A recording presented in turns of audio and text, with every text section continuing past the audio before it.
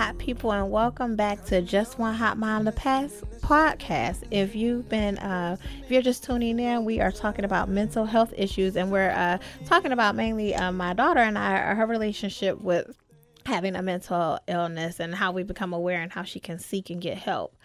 And so I want to like give you some advice on this conversation as to the steps that I took to ensure that she gets the help that she needs and that I get the help in dealing with her. And the first thing was to realize that therapy is our friend.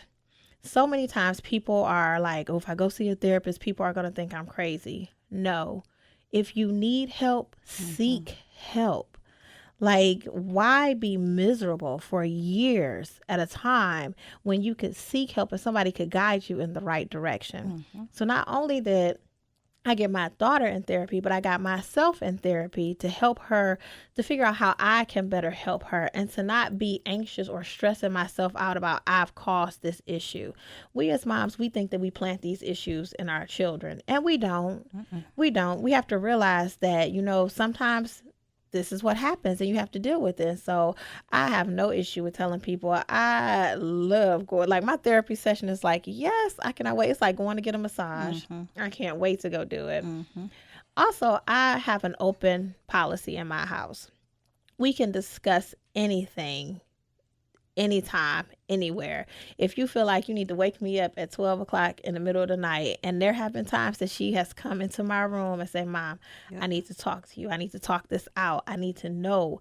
I want my children to be able to come talk to me about any and everything, no matter what's going on in their lives. And we have parents, we have to be receptive of what they have going on, even if it's something that we don't like, that we don't agree with. If our children can't talk to us, that means they're talking to other people who may not be guiding them in the right direction.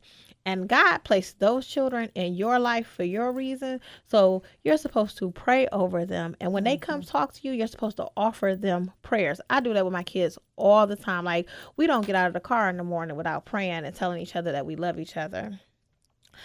The other thing I like to do is I like to make my other kids aware of what's going on. My 4-year-old, she may not exactly know what's going on, but my 13-year-old, he pretty much knows. And so he's aware that, sometimes his sister has these panic attacks. And if I'm not around, he can walk her through. He can tell her, breathe. Yeah. It's going to be okay. He can encourage her. Yeah. And so I'm happy that we've become a household who encourages each other.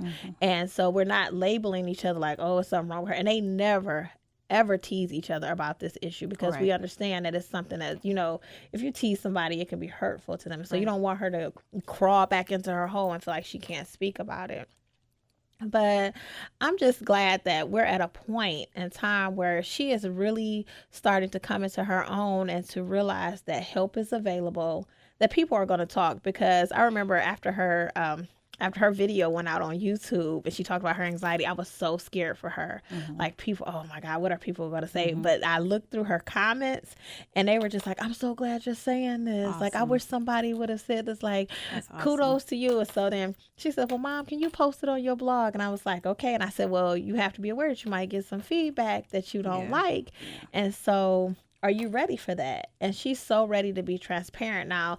And like I tell people, I had to wait for her to be transparent because it's not necessarily my issue. I can only talk about it from a mom's perspective, but to tell the story from her angle and how the pressure builds up and how she feels when she's anxious, you know what I'm saying? Then I can tell how it comes through from my view is amazing. So I'm glad that we're able to be a transparent family together.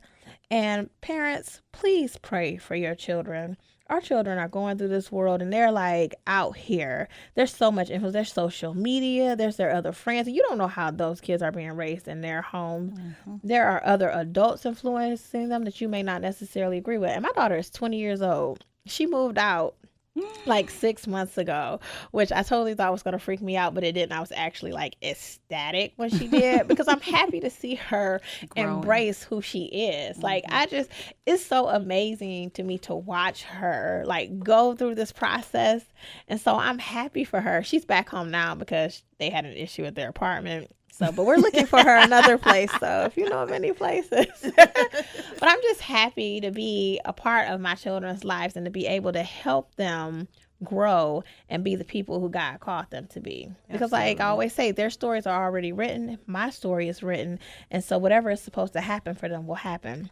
And if you'd like to follow our journey as a family, hit us up on www.justonehotmom.com. Instagram and Facebook, Just One Hot Mom, or Twitter, Just One, the number one Hot Mom. And you'll see more stories like this, and hopefully we can encourage each other, support each other, and you can learn something from my family to yours. You've reached Just One Hot Mom here, and I can't wait to get back with you guys next week. So listen in, tune in. You'll hear from me again. Talk to you soon.